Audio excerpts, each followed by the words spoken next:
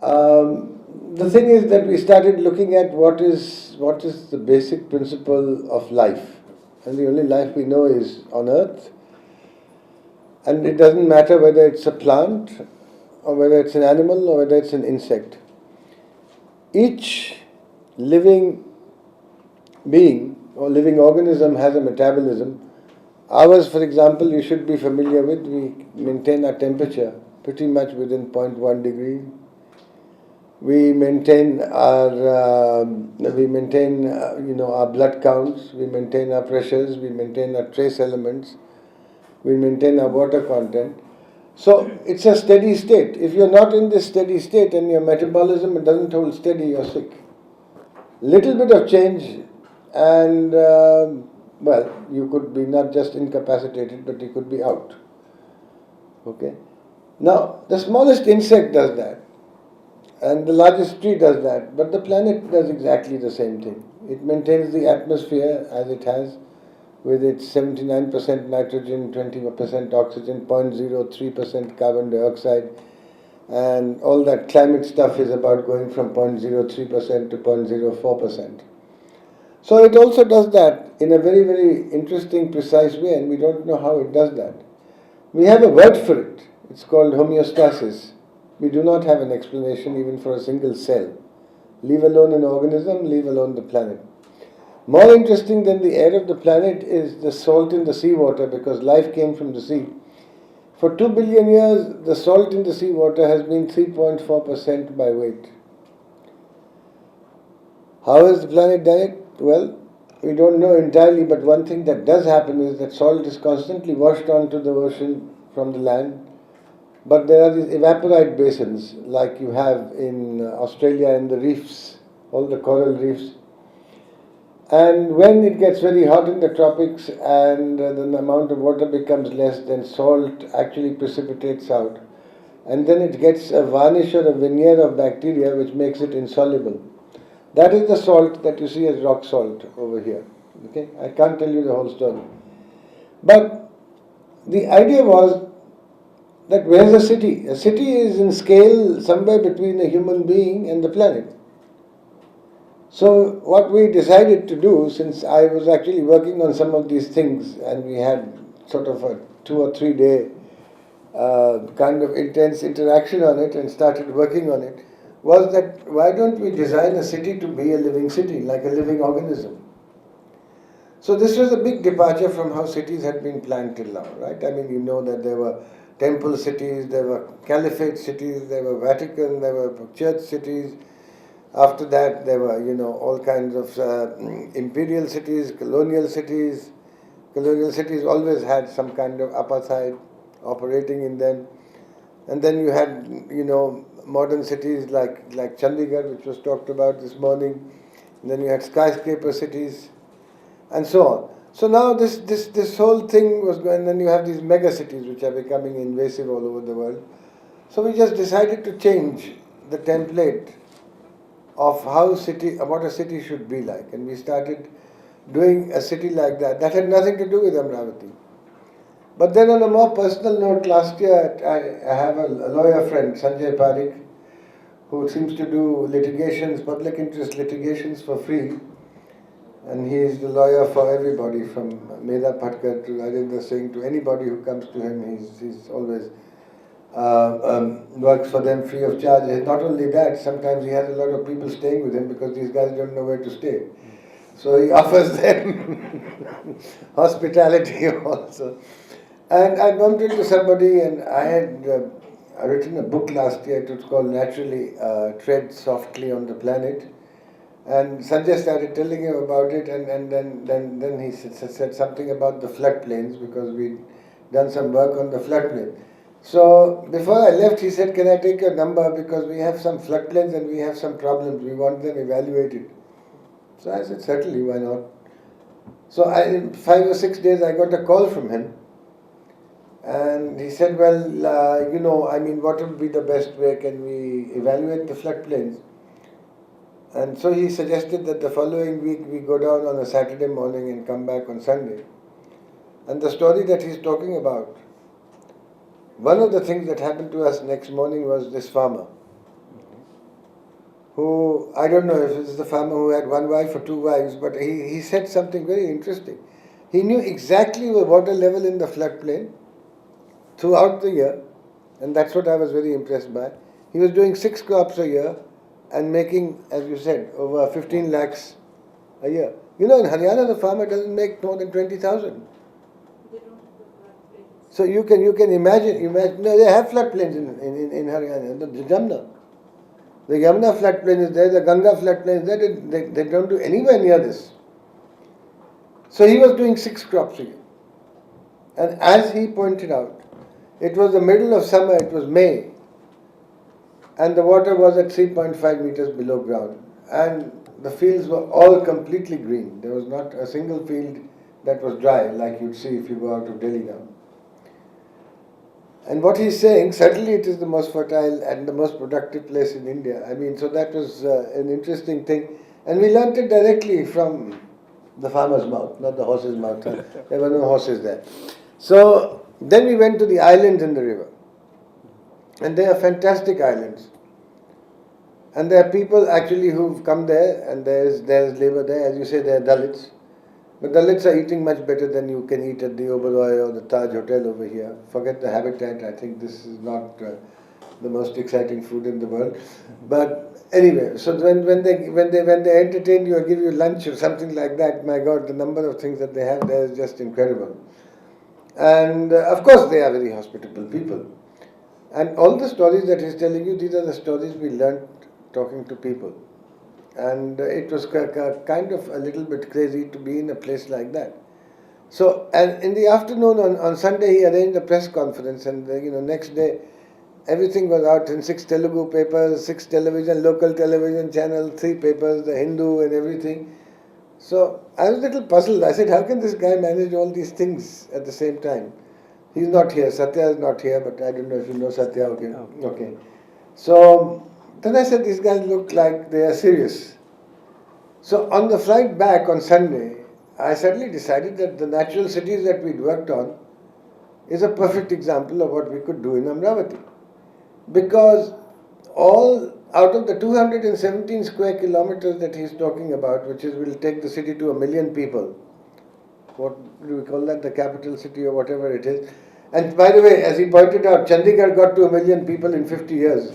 So I don't know how we're going to get to 11 million in about 5 years or something like that. There are a lot of crazy things going on in the mind of Mr. Naidu. So what we did was, I just changed my plans completely, because I also do a bit of physics, and sometimes people ask me to come outside the country. I cancelled everything. I called up Satya then and I said, look, Satya, we're going to do a book on it. So I called up Romi. By the next week, we got a whole bunch of architects and other people over there. Over at my house, we discussed for the whole day, and we decided that we were going to write a book on it, and the book would be done in 1 month. The book was done in 1 month. It was released on the 5th of July. Of course, it was printed on the 4th night at midnight and released on the 5th of July. Released to the farmers. There's everybody, RSS, Communist Party of India, everybody over there. And so we thought this is interesting, because we said, for the first time, we don't want an Ambani, or we don't want a politician or a governor to release this book. This is stupid. This happens at the Habitat or the IIC. I mean, this is a farmer's country here. Let's, for God's sake, we release the book with the farmers.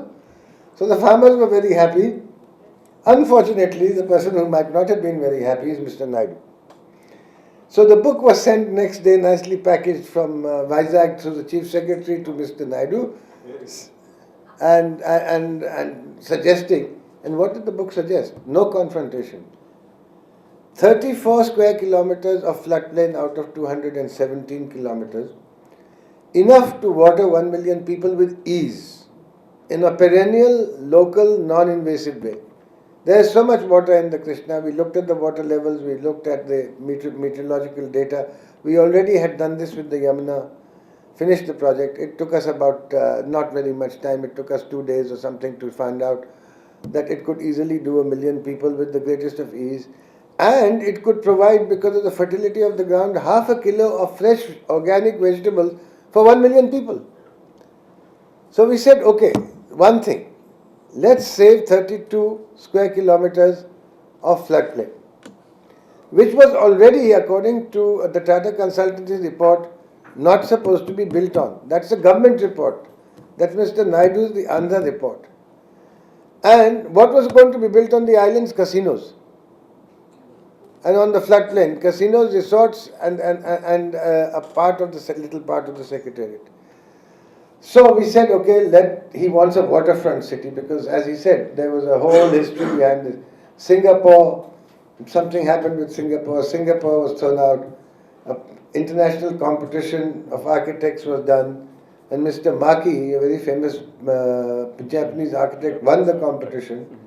Now, last year, Mr. Maki is being thrown out. And we're going to have some RTI stuff after that. Mr. Maki also wants an RTI done, by the way. And he's Japan's most famous architect. Because as a Japanese, he can't do it. Now, he won the competition. Suddenly, he is thrown out. And it goes to some guy called Contractor from Bombay. And Norman Foster, which I believe is an unholy alliance. I don't know where some architects told me. I don't know much about architects. And also about this famous producer, actor or whatever, who's going to build. Okay. He's going to try and build that city like the sets of a film in Andhra. So this is how the architecture part is going of the city. So what we did was we said, okay, he wants a city which is a European city with a waterfront. So we pulled a canal out of 100 meters, which is pretty large for a European river. Pulled it out upstream, took it 20 kilometers down along the floodplain, back into the river before the barrage. Nothing. The water would keep circulating around. And on both sides we gave him a beautiful view of Salzburg or some place like that, hoping that this would sort of mesmerize him or seduce him a little bit. And then after that we said, do what you want, but if you want to do this city in the way that we devised the organic city, the natural city, all we'd done was we put a template of a chessboard, 1.5 kilometer by 1.5 kilometer, and the black squares became, or the green squares, which means they were either pasture for cows. We thought about cows before Mr. what's his name, Yogi Romeo. Okay, so we thought about it before, or with Mr. Modi or anybody, and we said we'll make it self-sufficient on milk. So the green squares would be pasture, forest, orchards, vegetables. Okay. And we know from the IIT in Delhi that the Deer Park actually has a temperature when it's 45 degrees about 3 degrees or 4 degrees lower than the IIT. So the engineers, they produce air conditioning and air conditioners, so they're cool that way. The Deer Park is cool on its own, naturally. So we did this and we worked out how much we'd reduce the temperature, and we had green convection coming from there in the evening, blue convection from a river, because of the barrage it's always full. There's no river, nothing in May coming out of the Krishna river at that time, but near Amravati it's completely brimful. So blue convection from the river, and then with a few little architectural flourishes like a 4-inch gap in the wall and some reflection, we could get the in-house temperature down by 10 degrees for all the housing, which we presumed would be 3 floors at most or something. And we found that we could, with this design, give it an area which was at least 3 or 4 times the green area that Delhi has. Okay, and cycle connectivity would be such that as the Bishop runs, we would have trees, so it would be cool if you wanted to cycle most of the year, maybe except a month. But it would take less time bicycling from one end of the city to the center than coming by car and parking. But of course you could do that. We never said anything of that. So the pollution load actually goes down by about 1/8. And the health index gets much better. So I don't want to go into great detail. We looked at about 10 parameters and we compared the sustainability index, which we decided on these parameters. For Delhi it was 8%, for that it was 78%. And the cost of living over there was about 1/4 of that of Delhi. So we thought that this was good enough. This article was published much before Amravati in the Economic and Political Weekly with an economist, Mr. Arvind Birmani. However, the booklet actually just simply mentioned these things. And it said that otherwise you do whatever you want with the city. We are not confronting you, we are not in combat with you, we are not protesting, we have just given you a slightly better plan.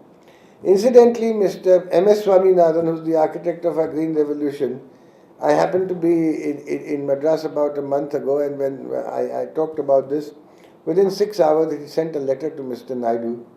This is the last one, saying that UN sustainable goals, it's congruent with that, and saying also that the things which I have read about in this booklet, which has been done by these two people, I would very strongly urge you to incorporate these ideas in your city, and that will make it a truly remarkable city.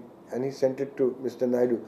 Now, I think his opinion is far more important than Mr. Modi's opinion or anybody else's opinion, or even an architect's opinion. He knows about farming, he knows about water, he knows about all these things. And he's probably the top agricultural scientist in the world. And I feel that, it cannot be ignored. Even Sivaramakrishnan is an IAS officer. So, from economists to everybody, at the moment we have this, and the reason I'm doing this is because I think at Habitat 3 we said that this should be one of the things that we could do in India. And this is without a demonstration, without going into a mass mode of protest that as suggested this morning. This could be something that even we could, civil society could take up and push the media very hard, because the media is going to listen to civil society. Of course, we could get Mr. Anna Hazare, but he's lost a little bit of his sting now. So I don't know how effective he'll be, but he's willing to come also. So maybe we can work out that everybody over here gets together and comes to Amravati. But roughly that was the idea, and tomorrow morning I think I'll just share with you, because this is also on the internet, so anybody who wants to look at the plan can go and look at it on the internet. Sorry for taking so much time, but since I was asked, I decided to say something. So, would you like to, RTI?